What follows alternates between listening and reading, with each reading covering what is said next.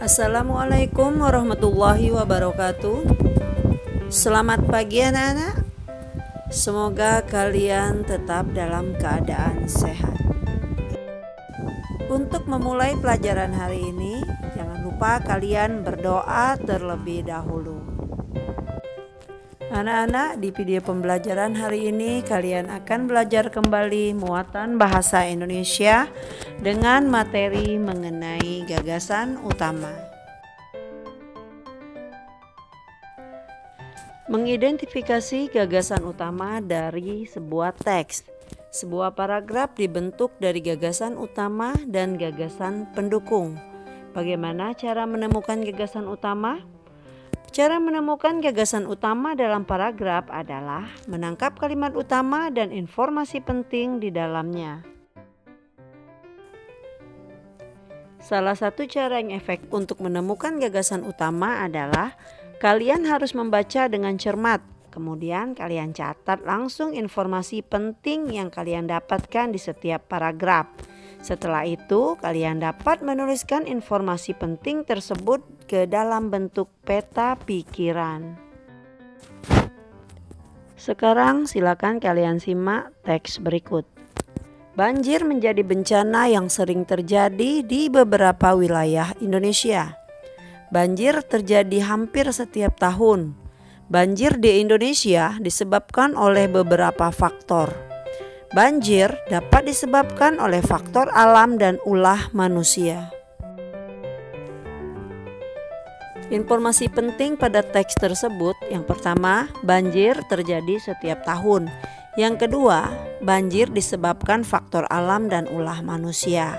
Kalimat utama pada teks tersebut, kalian tidak boleh memotongnya atau menambahi kalimat pada teks. Jadi kalimat utamanya, banjir menjadi bencana yang sering terjadi di beberapa wilayah Indonesia. Sedangkan gagasan utama atau ide pokok pada teks tersebut, banjir sering terjadi di Indonesia.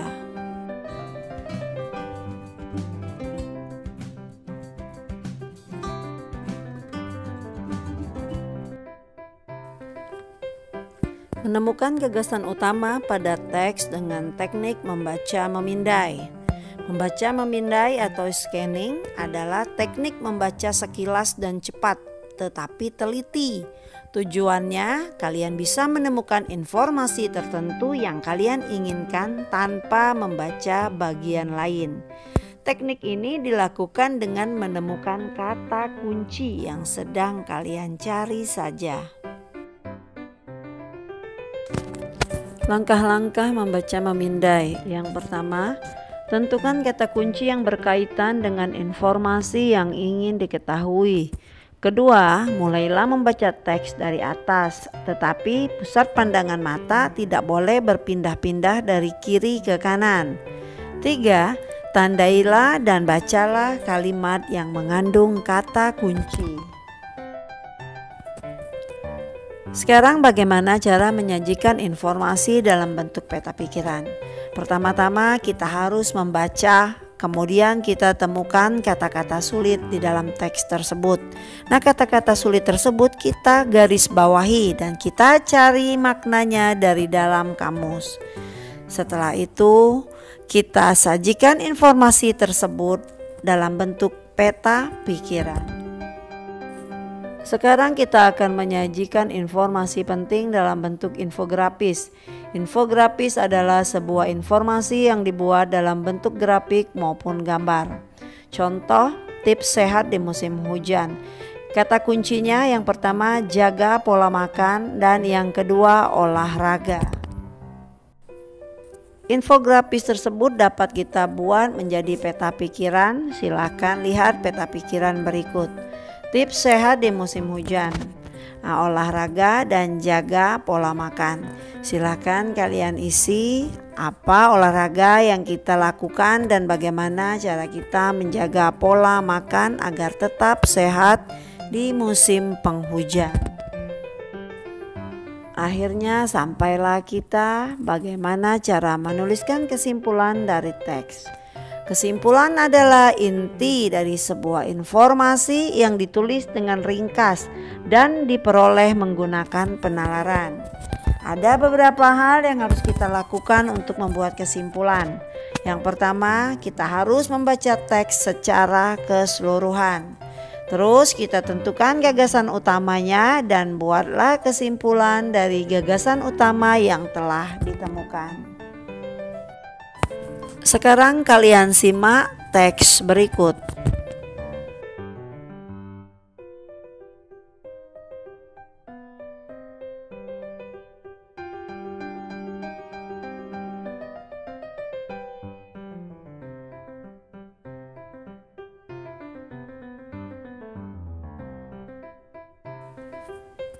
Gagasan pokok yang bisa didapat adalah Brunei Darussalam merupakan negara yang memiliki berbagai macam sumber daya alam. Informasi penting yang bisa kita dapatkan yang pertama, sumber daya alam di Brunei Darussalam dimanfaatkan untuk kebutuhan warganya. Yang kedua, sumber daya alam negara Brunei Darussalam antara lain kelapa, karet, kelapa sawit, minyak bumi, dan gas alam. Kesimpulan yang bisa kita dapatkan, sumber daya alam di negara Brunei Darussalam seperti kelapa, karet, kelapa sawit, minyak bumi, dan gas alam dimanfaatkan untuk kebutuhan warganya. Sekarang kita perhatikan langkah-langkah untuk membuat sebuah peta pikiran. Yang pertama, bacalah teks secara keseluruhan. Yang kedua, tentukan informasi utama yang ingin dikembangkan. Ketiga, catatlah kata kunci dari informasi yang ingin dikembangkan. Dan keempat, kembangkan peta pikiran yang kamu buat menggunakan gambar, simbol, warna maupun diagram sesuai ide dan kreativitasmu. Sekarang kalian perhatikan contoh peta pikiran berikut.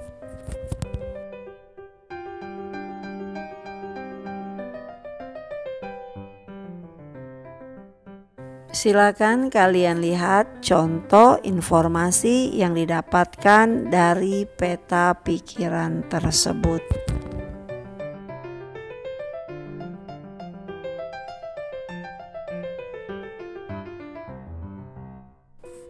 Menyajikan informasi penting dalam bentuk infografis. Tadi telah dijelaskan bahwa infografis berupa informasi yang berupa gambar maupun grafik. Nah, infografis merupakan bentuk penyajian data dengan teks tambahan, ilustrasi yang menarik. Infografis dibuat untuk mempermudah pembaca dalam memahami informasi yang ingin disampaikan dengan lebih mudah dan tepat. Sebelum membuat infografis, kita terlebih dahulu membuat rangkuman teks dengan cara membaca memindai. Nah, teknik membaca ini dilakukan untuk mengetahui informasi yang ingin kita ketahui saja. Berikut langkah-langkah menyajikan informasi dalam bentuk infografis. Yang pertama, buatlah rangkuman teks dengan membaca memindai. Kedua, pilihlah informasi penting yang akan disajikan di dalam infografis. Ketiga, buatlah infografis di kertas. Sajikan dengan gambar atau pewarnaan yang sesuai agar menarik.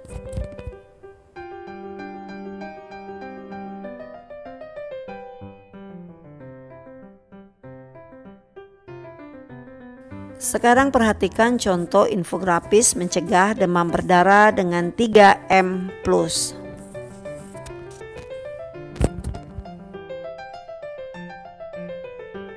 Perhatikan contoh infografis berikutnya, akibat membuang sampah sembarangan. Contoh infografis berikutnya adalah manfaat konservasi alam.